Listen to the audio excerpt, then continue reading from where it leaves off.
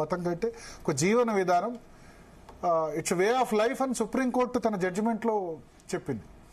So ఈ జీవన విధానాన్ని, హిందూ ధర్మాన్ని దెబ్బతీసేందుకు అప్పుడు చాలా శక్తులు ప్రయత్నించాయి. నేను నిన్న అన్నాను, ఎవరో మాట్లాడితే హిందూ మతం మీరు ఎందుకు భయపడుతున్నారు, నేను అప్పుడు చెప్పాను, మీరు కాదు 100 మంది ఔరంగజేబులు వచ్చినా హిందూ మతాన్ని ఏం బీకలేరు అని చెప్పాను. మీరు కాదు, ఈ తుకడే గ్యాంగులు వాళ్ళు వీళ్ళు కాదు, ఎవరు వచ్చినా ఎవరేం పీకలేరు. కాకపోతే మరి పీకకపోతే ఎందుకు భయపడుతున్నారు? భయపడం కాదు, తిప్పి కొట్టాలి. ఈ మతంలో పుట్టినందుకు ఈ మతస్థుల బాధ్యత. కొద్దిమంది అంటారు మీరు ఛానల్ వన్ సైడ్. ఎస్, తీసుకోవాల్సిన ఇష్యూలో హిందూ ధర్మం మీద అటాక్ జరుగుతుంటే ఎందుకు తీసుకో? ఇతర ధర్మాల్ని కించపరచట్లేదే, ఇతర మతాల్ని మనం కించపరచట్లేదే.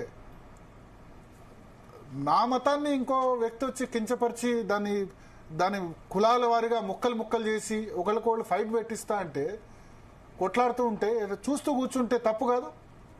సమాజంలో, దేశంలో అశాంతి రేపుతామంటే చూస్తూ కూర్చోవడం మీడియా బాధ్యతనా?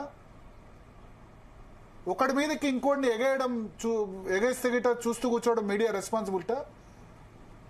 మీడియా రెస్పాన్సిబిలిటీ ఏంది? దేశమంతా ఒక విధంగా ఉండాలి, దాన్ని కాపాడాల్సిన బాధ్యత ఫోర్త్ ఎస్టేట్గా మీడియాది కదా రెస్పాన్సిబిలిటీ. ఒకరి మీదకి ఒకరు ఎగేయడమే కాదు కదా. రాజకీయ పార్టీలు ఎగేసుకుంటే పర్లేదు, కానీ ప్రజల్ని ఒకరి మీదకి ఒకరు ఎగేయడం.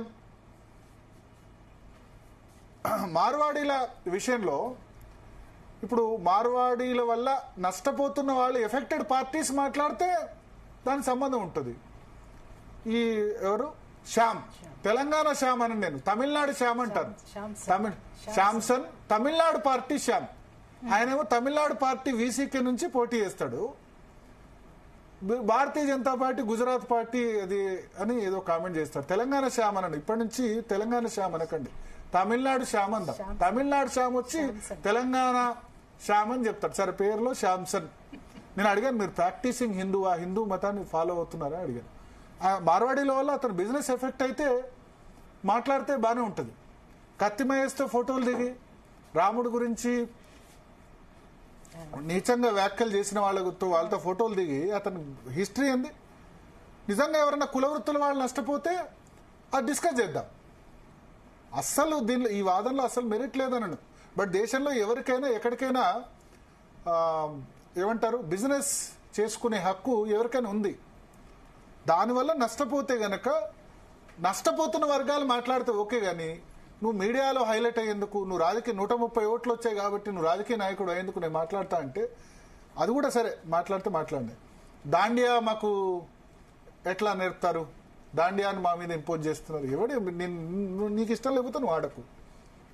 బతుకమ్మను అమెరికాలో ఆడుతున్నారు, ఆస్ట్రేలియాలో ఆడుతున్నారు, ఇంగ్లాండ్లో ఆడుతున్నారు, విశ్వవ్యాప్తమైంది కదా, సంతోషం కదా. ముంబైలో ఉన్న మన తెలుగు వాళ్ళు దాండి ఆడట్లేదా? సూరత్లో ఉన్న వాళ్ళు ఆడట్లేదా? నచ్చింది కాబట్టి ఆడుతున్నారు. హోలీ ఇటీవల చాలా విస్తరించి నచ్చింది కాబట్టి ఆడుతున్నారు, హోలీ ఆడుతున్నారు. హోలీ ఇంతకుముందు నార్త్ ఇండియాలో ప్రధానంగా పండుగ. హిందూ పండుగల మీద కూడా విషయం చెబితే ఏది ఆడాలి ఏది ఆడొద్దన్న చెప్తే మాట్లాడకుంటే ఏం చేస్తాం? మీరు మార్వాడీల పండుగలు కాదు అవి హిందూ పండుగలు. కృష్ణాష్టమైనా ఇవైనా హిందూ పండుగలు. ధర్మస్థల అంతే, కర్ణాటకలో ఒక అతిపెద్ద పుణ్యక్షేత్రం కర్ణాటకలో. తిరుపతిలో ఎంత రష్ ఉంటుందో కర్ణాటకలో అంత పెద్ద రష్ ఉంటుంది. అక్కడ మీరు దర్శనం చేసుకోవడానికి చాలా సమయం పడుతుంది.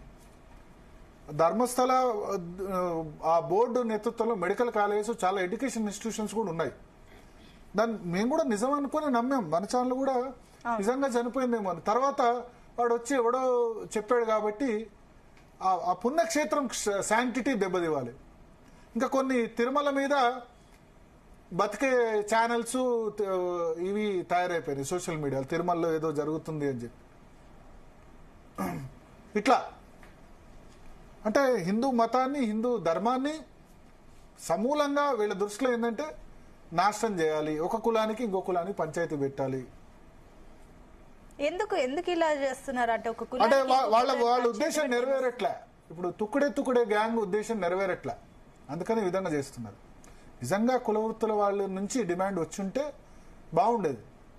బట్ అట్లా కాకుండా మోటివ్ వేరే పెట్టుకొని ఈ విధంగా చేస్తే కనుక డెఫినెట్గా దానికి ఏ రీతిలో జవాబు ఇవ్వాలో ఆ రీతిలోనే జవాబు ఇవ్వాల్సి ఉంటుంది.